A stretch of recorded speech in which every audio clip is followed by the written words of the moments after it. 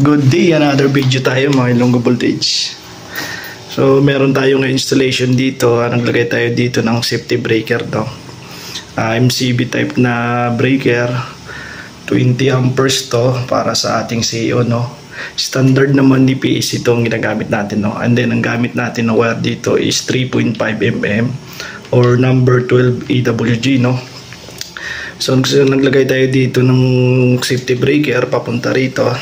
Nag-molding lang tayo dito kasi finish na to, so additional lang. And then naglagay tayo dito ng dalawang outlet para sa data connection natin. So ngayon gagawin ko dito na lang ako kukuha ng supply para mabuhay ito, no? Ito yung papunta doon sa breaker natin, ayan. Kasi wala silang abang na para supplyan talaga ang ating mga outlet nito. So dito tayo kukuha ngayon. So meron tayong ground, line 1, line 2. So dito natin kukunin yan. Gagawin ko, hindi tayo rito diretso.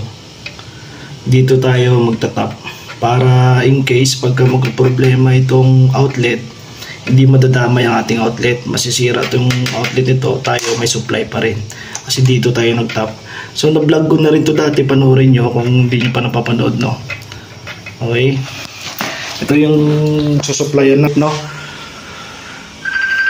Yan, ito yung line side, ito yung load side nya na pumunta sa ating outlet. Ito ngayon yan. Okay, tapos na tayo mga Ilonggo Voltage, no? Kung napapansin nyo, hindi tayo pumantay dyan sa kanilang existing na outlet, no? Hindi kasi tayo pwede magbutas dyan, gawa may tubo na dinaanan dyan. So ang purpose pala ng safety breaker na nilagay natin mga Ilonggo, para sa preventive maintenance ng data connection, no? And then for safety na rin sa ating device.